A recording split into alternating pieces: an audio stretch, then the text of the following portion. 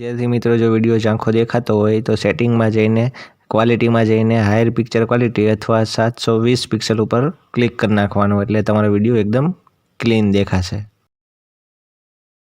Hello विद्यार्थी मित्रों, welcome to YouTube channel D solution. जे आपणे घणा समय पछी पाछा मळीए छीए धोरण 8 में संस्कृतनी आइडियल स्वाध्याय में सत्र 1 नो 7मो पाठ है संख्या जे आपणे जोવાનો छे। विडियो गमे तो लाइक करजो, शेर करजो, कॉमेंट करजो અને બીજા તમારા મિત્રો હોય તો એને જરૂરથી જરૂર આપણો વિડીયોની લિંક જરૂરથી જરૂર શેર કરજો, જેથી કરીને ગામડાના છેવાડાના વિદ્યાર્થીઓ સુધી આપણો વિડીયો પહોંચી શકે અને એ પણ આપણા વિડીયો જોઈને ભણી શકે। વધારે વિડીયો જોવા હોય તો પ્લેલિસ્ટમાં જઈને પણ તમે ભણી શકશો અને નોખા નોખા ધોરણના વિડીયો ત્યાં મૂક્યા છે તો ત્યાંથી પણ તમે ભણી શકશો। ચાલો તો હવે આપણે પાઠની શરૂઆત કરીએ। ચાલો, પાઠ નંબર છે 7 સંખ્યા। ચાલો, એમાં સૌથી પહેલાં આવે છે વિકલ્પો। ચાલો, એમાં પહેલું સુરેશ ખાલી જગ્યા ચ આપણમ ગચ્છત, તો કે જવાબ આવશે સી રમેશ। પછી બીજું છે આપણ ઇતિ શબ્દસ્ય કર, તો જવાબ આવશે સી દુકાન। પછી ત્રીજું છે સુરેશ કી ક્રેતુમ ઇચ્છતિ, તો કે એ ફલાની। પછી ચોથું છે વિપણ એટલે, તો જવાબ આવશે સી આપણ। પછી પાંચમું છે કિયત ઇતિ શબ્દસ્ય કર, તો જવાબ આવશે ડી કેટલું। પછી છઠ્ઠું છે ભદ્ર આમ્ર ફલાનામ કિયત મૂલ્યમ ક વદતિ, તો જવાબ આવશે બી રમેશ। પછી સાતમું છે રમેશ કતિ નારંગ ફલાની ક્રીણાતી, તો કે બી દ્વાદશ। પછી આઠમું છે ત્રિશંત કદલી ફલાનામ કિયત મૂલ્યમ, તો જવાબ આવશે ડી ચત્વા રિશંત। પછી નવમું છે દ્વાદશ ઇતિ શબ્દસ્ય કર, તો જવાબ આવશે સી 12। પછી 10મું છે ચત્વા રિશંત ઇતિ શબ્દસ્ય અર્થ ક અસ્તિ, તો જવાબ આવશે એ 40। પછી 11મું છે નવ ચત્વા રિશંત એટલે, તો કે સી 49 આવશે। પછી બીજો પ્રશ્ન છે ખાલી જગ્યા પૂરો। એમાં પહેલું છે 10 આમ્ર ફલાના મૂલ્ય 65 રૂપિયા કાણી, તો જવાબ આવશે 65। પછી બીજું છે દ્વાદશ કદલી ફલાનામ 16 રૂપિયા કાણી, તો જવાબ આવશે દ્વાદશ। પછી ત્રીજું છે કદલી ફલાનામ ચત્વારિશંત નારંગ ફલાના ચ ષષ્ઠી, તો જવાબ આવશે ષષ્ઠી। પછી ત્રીજો પ્રશ્ન છે નીચે આપેલા વિધાનો ખરા છે કે ખોટા તેની નિશાની કરીને જણાવો। ચાલો, પહેલું છે ફલ વિક્રેતા 16 રૂપિયા કાણી દદાતી, તો જવાબ આવશે ખોટું। પછી બીજું છે 17 એટલે સપ્તદશ, તો જવાબ આવશે સાચું। પછી ત્રીજું છે 48 એટલે ચતુર્શીતિ, તો જવાબ આવશે ખોટું। પછી આગળ આવે છે ચોથો પ્રશ્ન યોગ્ય જોડકા જોડો।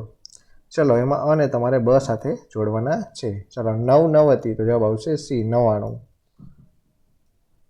પછી બીજું છે ષટ સપ્તતિ, તો જવાબ આવશે ડી 76। પછી ત્રીજું છે 9 ચત્વારિશંત, તો જવાબ આવશે બી 49। પછી ચોથું છે 81, તો જવાબ આવશે ઈ 81। પછી પાંચમું છે શરણવતી, તો જવાબ આવશે એ 96। પછી આગળ આવે છે પાંચમો પ્રશ્ન નીચે આપેલા અંકોને સંસ્કૃત શબ્દમાં અને અંકમાં લખો। ચાલો, અહીંયા 68 તમને ઇંગ્લિશ આંકડામાં આપ્યા છે તો એને સંસ્કૃતમાં આવી રીતે લખાય 68 અને સંસ્કૃતના શબ્દમાં લખાય અષ્ટષષ્ઠી। પછી 75 છે તો એને કહેવાય પંચસપ્તતિ। પછી 100 આપ્યા છે તો એને કહેવાય શતમ। પછી 88 આપ્યા છે તો એને કહેવાય અષ્ટાશીતિ। પછી 57 આપ્યા છે તો એને કહેવાય સપ્તપંચાશત। પછી 25 આપ્યા છે તો કે પંચવિંશતિ। પછી 27મું છે 27 તો સપ્તવિંશતિ। પછી 37 છે તો કે સપ્તત્રિશંત। પછી 74મું છે તો ચતુર્સપ્તતિ। પછી 87 છે તો કે સપ્તાશીતિ। પછી 56 છે તો ષટ પંચાશત। પછી 82 છે તો કે દ્વાશીતિ। પછી 83 છે તો કે ત્રયશીતિ। પછી 39 છે તો કે નવ ત્રિશંત। પછી આગળ આપ્યો છે છઠ્ઠો પ્રશ્ન નીચેની સંખ્યાને અંગ્રેજી અને સંસ્કૃત અંકમાં લખો। ચાલો, તમને આપ્યા છે શબ્દ આપ્યો છે તો એને તમારે અંગ્રેજી અંકમાં લખવાનું છે અને સંસ્કૃત શબ્દમાં પણ લખવાનું છે। ચાલો, આ અંક છે 62 તો એને કહેવાય દ્વિષષ્ટી। આ 86 છે તો એને કહેવાય ષડશીતિ। પછી આ 92 છે તો એને કહેવાય દ્વિનવતિ। પછી આ 97 છે તો એને કહેવાય સપ્તનવતિ। પછી આ 37 છે તો એને કહેવાય સપ્તત્રિશંત। આ 60 છે તો એને કહેવાય ષષ્ઠી। આ 53 છે તો એને કહેવાય ત્રિપંચાશત। આ 80 છે તો આને કહેવાય અશીતિ। આ 45 છે તો આને કહેવાય પચચંત્વા રિશંત। આ 94 છે તો આને કહેવાય ચતુર્ણવતી। પછી આગળ આવે છે સાતમો પ્રશ્ન નીચે આપેલા પ્રશ્નોના ગુજરાતીમાં ઉત્તર આપો। ચાલો, એમાં પહેલું છે બજારમાં કોણ કોણ જાય છે, તો કે રમેશ અને સુરેશ બજારમાં જાય છે। પછી બીજું છે કઈ દુકાનમાં પાકેલા ફળો છે? તો કે 5મી દુકાનમાં પાકેલા ફળો છે. પછી ત્રીજું છે, રમેશ ફળ વેચનારને શું પૂછે છે? તો કે રમેશ ફળ વેચનારને પૂછે છે કે કેરીઓની કિંમત કેટલી છે.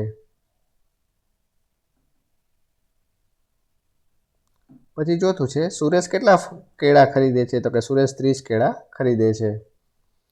પછી 8મું છે, નીચે આપેલા પ્રશ્નોના સંસ્કૃતમાં ઉત્તર આપો. ચાલો, સુરેશ રમેશ ચ કી સ્થાનમ ગતો? તો કે સુરેશ રમેશ ચ આપણમ ગતો.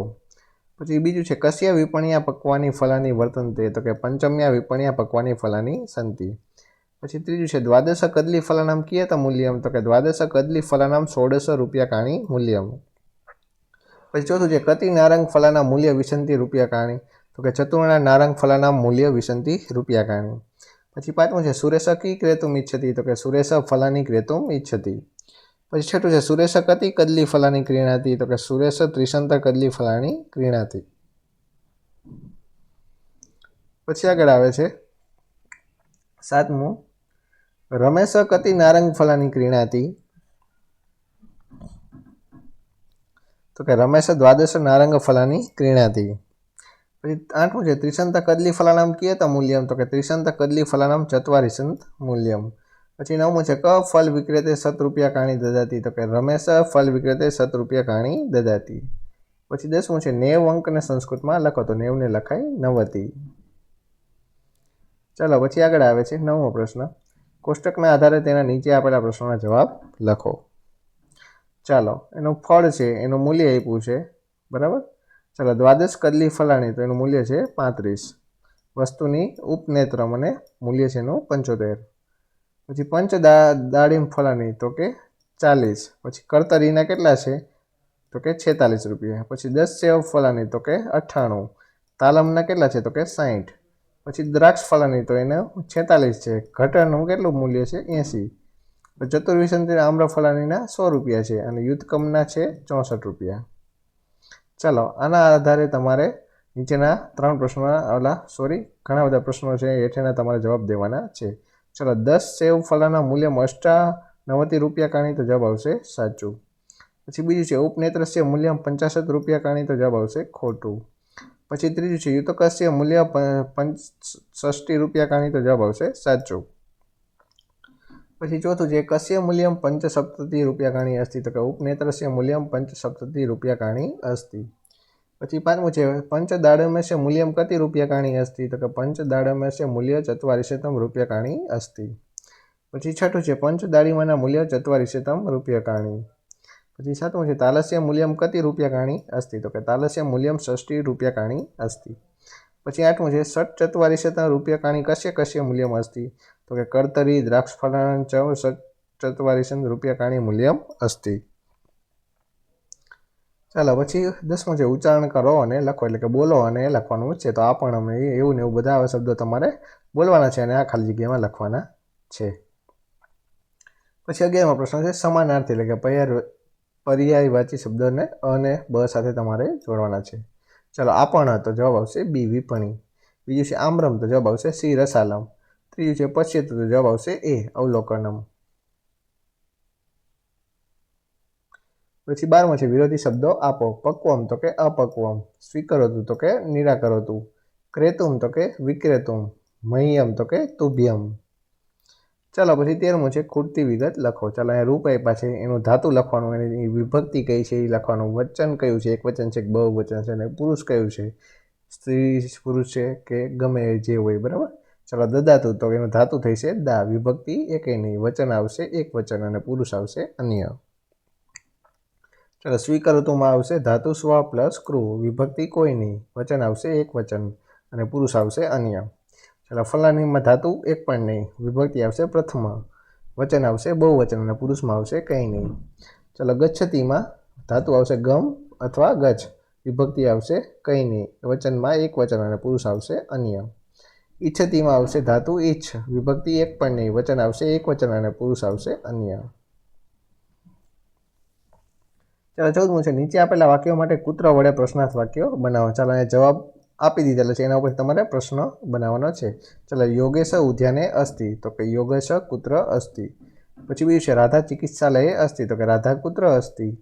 પછી ત્રીજું છે મુસ્તાક પુસ્તકાલયે અસ્તિ, તો કે મુસ્તાક કુત્ર અસ્તિ. પછી ચોથું છે ચંદ્રા કાર્યાલયે અસ્તિ, તો કે ચંદ્રા કુત્ર અસ્તિ. પછી પાંચમું છે શિવલાલા આપણ અસ્તિ, તો કે શિવલાલા કુત્ર અસ્તિ. પછી છઠ્ઠું છે કેવલ નદી તટે અસ્તિ, તો કે કેવલ કુત્ર અસ્તિ. ચાલો પછી આગળ આવે છે 15મું, નીચેના વાર્તાલાપનું ભાષાંતર ગુજરાતીમાં કરો. ચાલો, સુરેશ બોલે છે, અહો રમેશ કુત્ર ગચ્છતિ, તો કે સુરેશ બોલે છે, અરે રમેશ ક્યાં જાઉં છો? તો રમેશ કહે છે આપણમ ગચ્છામી, તો કે દુકાને જાઉં છું. સુરેશ કહે છે અહમ અપી આગચ્છામી, તો કે હું પણ આવું છું. તો રમેશ કહે છે ભવાન કી ક્રેતુમ ઇચ્છતિ, તો કે તમે શું ખરીદવા ઈચ્છો છો? તો સુરેશ કહે છે અહમ ફલાની ક્રેતુમ ઈચ્છામી, તો કે હું ફળો ખરીદવા ઈચ્છું છું. તો રમેશ કહે છે પશ્યતુ તત્રેવ ફળ વિપણી અસ્તિ ચલતું, તો કે જુઓ ત્યાં જ ફળોની દુકાન છે, ચાલો. સુરેશ કહે છે પંચમ્યા વિપણ્યા પક્વાની ફલાની સંતિ, તો કે 5મી દુકાનમાં પાકા ફળો છે. રમેશ કહે છે ભદ્રમ આમ્ર ફલાનામ કિયત મૂલ્યમ, તો કે મહાશય કેરીઓની કિંમત કેટલી છે? ફળ વિક્રેતા કહે છે એટલે કે 50 રૂપિયા કાણા 10 ફળાની, તો કે ફળ વેચનાર કહે છે 50 રૂપિયાના 10 ફળો.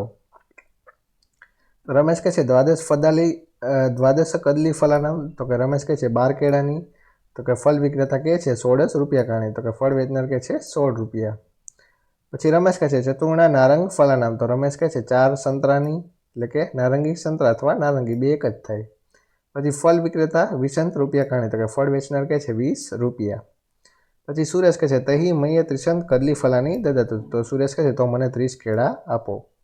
રમેશ કહે છે મયે દ્વાદશ નારંગી ફલાની દદતુ, તો રમેશ કહે છે મને 12 નારંગી આપો. પછી સુરેશ કહે છે કિયત મૂલ્યમ, તો કે સુરેશ કહે છે કેટલી કિંમતે? તો ફળ વિક્રેતા કહે છે કદલી ફલાનામ ચત્વારીસ નારંગ ફલાના ચ ષષ્ઠી, તો ફળ વેચનાર કહે છે કેળાના 40 અને નારંગીના 60. તો રમેશ કહે છે 7 રૂપિયા કાણી સ્વીકારતો, તો રમેશ કહે છે તો કે 100 રૂપિયા લો. તો ફળ વિક્રેતા કહે છે ભવતુ, તો કે ફળ વેચનાર કહે છે ભલે.